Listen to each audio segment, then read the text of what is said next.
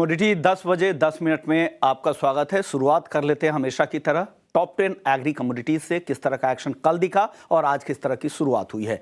मसालों के साथ शुरुआत करते हैं तो जीरा कल 1.25% के आसपास गिरकर बंद हुआ था। मई का वायदा 23,000 रुपए के भी नीचे आ चुका है और अप्रैल का जो वायदा है वो है 23,650 रुपए के आसपास।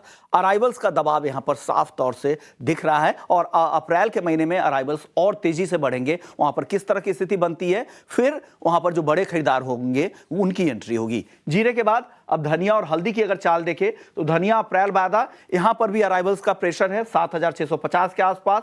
लगातार यहां पर भी ऊपरी स्तरों पर दबाव देखने को मिला है। हल्दी की बात करें तो यहां पर तेजी का ट्रेंड है, लेकिन कल के सत्र में ऊपरी स्तरों से काफी नीचे बंद हुई थी हल्दी का वायदा।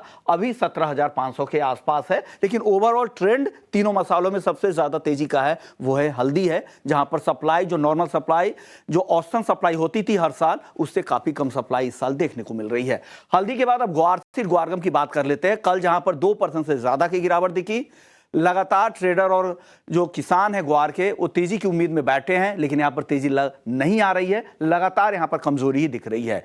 कल 2% से ज्यादा बिकवाली हावी दिखी, 9,800 रुपए तक फिसल गया ग्वारगम और ग्वारसीर 5,050। आज बेहद सीमित दायरे में शुरुआत यहां पर देखने को मिल रहा है। इसके बाद कैस्टर की बात करें तो हाल में जो तेजी आई है उसमें अब ऊपरी स्तरों पर थोड़ी बहुत मुनाफा वसूली दिख रही है, लेकिन जितने भी एक्सपर्ट्स हैं, ग्राउंड के एक्सपर्ट्स हैं, उनका कहना है कि कैस्टर में तेजी आगे और दिख सकती है, तो ये गिरावट आपके लिए एक मौका हो सकता है। कैस्टर के बाद कुछ और एग्री कमोडिटी की अगर बात करें तो सनफ्लावर ऑयल, हालांकि इंटरनेशनल मार्केट से ड्राइव होता है, एनसीडीएक्स के कमोडिटी पे ट्रेड होता है। 865 के आसपास यहां पर कारोबार हो रहा है। कैश में सेटलमेंट होने वाला एकमात्र एग्री कमोडिटी है। सनफ्लावर के बाद अब बात कर लेते हैं कपास और कपास खली की। दोनों पर अब दबाव दिख रहा है। हालांकि आज भले ही हल्की तेजी दिख रही है, लेकिन कल 2.5% कॉटन सीड ऑयल के गिरकर बंद हुआ था।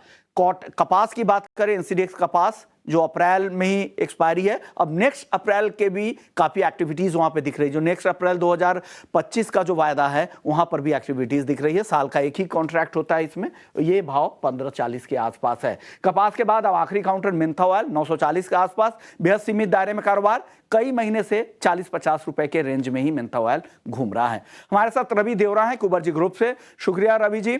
सबसे पहला सवाल आपसे जीरा पर होगा। बताइए क्या करना चाहिए जीरे में? मई का वायदा 23,000 के नीचे है, क्या खरीदारी बनती है क्या?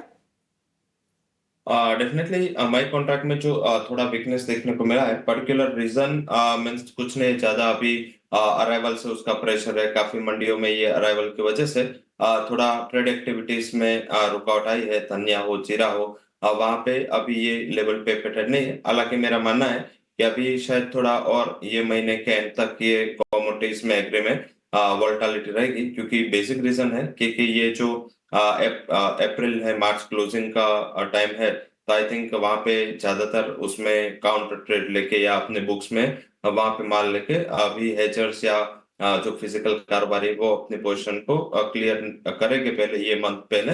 और नेक्स्ट मंथ से मेरा मानना है कि अप्रैल ऑनवर्ड्स आपको थोड़ा रिकवरी देखने को मिले। 22,800 का इंपॉर्टेंट सपोर्ट है। अगर ये सपोर्ट के करीब मिल जाता है तो मेरे हिसाब से कॉन्ट्रैक्ट कॉल लेके बाय करें। स्टॉप लॉस 22,480 का लगाए। 23,600 तक का एक शॉर्ट कवरिंग वहां पे आ सकता है। कहां पर आप दाव लगाने की सलाह देंगे और किस साइड? रवि जी आपसे सवाल था। हाँ जी, मैं कमोडिटी का नाम सुन नहीं पाया था। हल्दी और धनिया पे मैं जानना चाह रहा हूं कहां पर आपको ज्यादा तेजी दिख रही है और क्या करना चाहिए इन दोनों ही काउंटर में? हल्दी कॉन्ट्रैक्ट कंपेरेटिव अभी ज्यादा पॉजिटिव लग रहा है। धनिया में थोड़ा गोंडल मंडी के ओपनिंग का इंतजार करेगा मार्केट, क्योंकि काफी अराइवल स्टीप अराइवल थे, तो गोंडल मंडियों में काफी जो कारोबार है उन्होंने अपने जो पोजीशन है धनिया में वो लेना बंद किया था। और फार्मर्स का मीन्स की जो काफी लंबी लाइंस लगा के वो अपनी बिकवाली करने आ रहे थे, तो शायद लग रहा है कि फिर से जैसे अप्रैल में ये मंडियां ओपन होगी, एक थोड़ा अराइवल का प्रेशर रहेगा। बट मेरे हिसाब से टर्मरिक के लेवल पे बेटर है। टर्मरिक के करंट रेट पे बाय करें। स्टॉप लॉस नीचे आप लगा सकते हैं अराउंड 17,280 का। टारगेट 17,800 तक के रहेंगे। रवि जी अब बताइए ग्वारसीर ग्वारगम, यहां पर तो तेजी दिख ही नहीं रही है। लगातार बिकवाली दिख रही है। 9,800 पे ग्वारगम आ चुका है, 5,050 पे ग्वारसीर। क्या लग रहा है कब तक तेजी की उम्मीद करें और नीचे में कहां तक फिसल सकता है?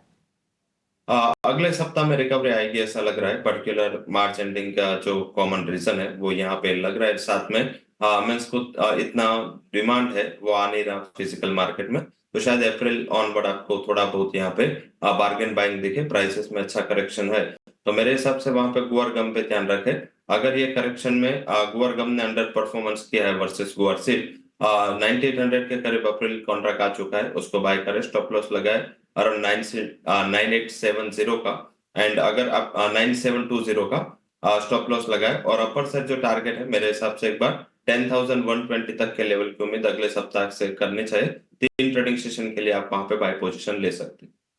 गुआर के बाद कपास खली और कपास, इन दोनों में बताएं क्या करना चाहिए। कपास खली ऊपरी स्तरों पर अब काफी कल दबाव दिखा था, 2.5% गिरकर बंद हुआ, क्या करें इन दोनों काउंटर में? अभी और गिरावट कपास खली में मुझे लग रहा है ऑफ सीजनलिटी है, गर्मियां चालू हो चुके हैं, तो उसका जो सीजनलिटी डिमांड है, विंटर डिमांड, वो अभी ड्राई है, तो मेरे हिसाब से वहां पे आप कर सकते हैं ट्रेड। स्टॉप लॉस लगाए, अपर साइड जो है वो 2590 का, और डाउन साइड 2500 तक के लेवल की उम्मीद करनी चाहिए। अब बात नॉन एग्री मार्केट की कर लेते हैं। रवि जी, सबसे पहले गोल्ड और सिल्वर में बताइए। गोल्ड में तो ठीक ठाक तेजी बनी हुई है, 66,000 के ऊपर टिका हुआ है, $2200 के आसपास कॉमिक्स पर, लेकिन चांदी में ऊपरी स्तर पर फिर से दबाव दिख रहा है। क्या लग रहा है आज दोनों काउंटर में क्या करना चाहिए आज? मेरे हिसाब से गोल्ड में 66,000 के करीब अच्छा सपोर्ट भी है, और इंटरनेशनल मार्केट में 2170 का अच्छा सपोर्ट है। आप गोल्ड में बाय करें, स्टॉप लॉस लगाए 65,720 का, करीबन 66,000 बाय करें, टारगेट 66,500 का रहेगा। 66,500 के लिए आप यहां पर बाई कर सकते हैं। कच्चा तेल कैसा दिख रहा है यहां से, किस तरह की चाल दिखेगी और किस साइड की? इन्वेंट्रीज ने काफी सरप्राइज किया, जो एक इन्वेंट्री है इसमें काफी बढ़त दिख रही है, तो शायद लग रहा है कि आज पे इन्वेंट्री के डेटा ये आएंगे, उसमें थोड़ा बढ़ोतरी की ही अनुमान करनी चाहिए। थोड़ा सेलिंग प्रेशर रह सकता है, तो आप वैसे ट्रेंड पॉजिटिव है। हालांकि आप क्या करें, 1600 का पुट 260 के टारगेट के लिए बाय करें 125 के स्टॉप लॉस के साथ। मुझे लग रहा है हल्की नरमी, जो उसका इंपॉर्टेंट सपोर्ट है 6650 वहां तक दिख सकती है। 6,600 की पुट खरीदने की सलाह यहां पर रवि जी की तरफ से। रवि जी, अब आखिरी सवाल बेस मेटल्स को लेकर होगा। तेजी का ट्रेंड है, हालांकि शुरुआत दायरे में हमेशा होता है, लेकिन इवनिंग के सत्र में यहां पर एक्शन दिखता है। क्या पसंद है आपको बेस मेटल्स में? मुझे सेलिंग साइड जिंक पसंद है। अभी वहां पे थोड़ा मैं चाइना अभी देखे तो लगातार फाइनेंशियल मार्केट हो या सेंटिमेंट वाइज अभी भी कुछ रिकवरी नहीं आ रही। आप अप्रैल फ्यूचर में ट्रेड करें, जिंक के अप्रैल फ्यूचर सेल करें 217.20 के करीब, स्टॉप लॉस लगाए आप 219.50 का, और डाउन साइड 214 तक के लेवल की उम्मीद करनी चाहिए। तो मुझे लग रहा है कि वहां पे करेक्शन है। हालांकि ये वोलेटिलिटी में कॉपर अपने इंपोर्टेंट सपोर्ट में के करीब खड़ा है, 752 का एक काफी अहम सपोर्ट है। मुझे लग रहा है कि वो एक बार्गेन बाइंग का अच्छा लेवल रहेगा। स्टॉप लॉस शॉर्ट टर्म के लिए लगाए 745 का, और 2 से 3 ट्रेडिंग सेशन में मेरे हिसाब से ऊपर 770 तक के लेवल की उम्मीद करनी चाहिए। तो इंट्राडे के लिए जिंक सेल, बट ये शॉर्ट टर्म के लिए कॉपर में बाय करना चाहिए। के लिए जिंक सेल और शॉर्ट टर्म के लिए पोजिशनली आप कॉपर खरीद कर जा सकते हैं। शुक्रिया रवि जी, आपने वक्त निकाला। तो कमोडिटी 10 बजे 10 मिनट में इतना ही। आगे आपके लिए शेयर बाजार का पूरा एक्शन हमारे सहयोगी लेकर आएंगे।